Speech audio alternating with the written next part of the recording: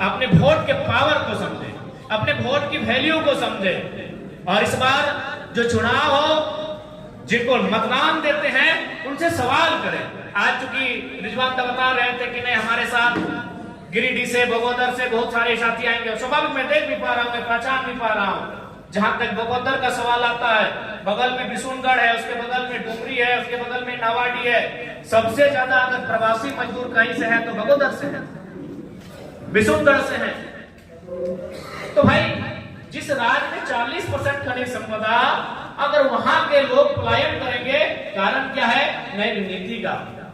नीति क्यों नहीं बन रही है?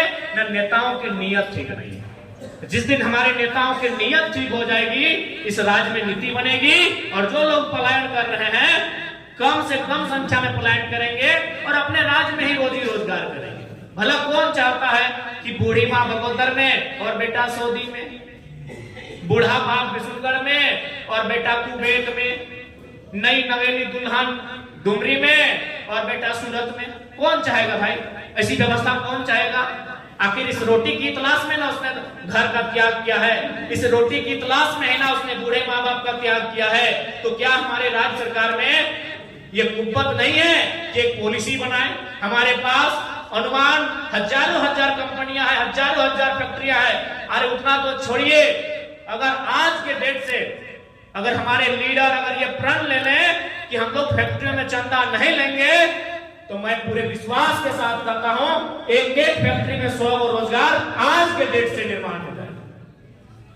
यानी वो जितना लोगों को पैसा देंगे मंत्रियों को, अगर वो ना लिया जाए तो 100 रोजगार होगा। मैं अपनी बात बताता हूं, बहुत सारी कंपनियों में हम जाते हैं तो बोलते हैं कहे आप पिताजी कैसा करते हैं, चलिए आपको 50 लाख देते हैं, रोजगार की बात मत कीजिए।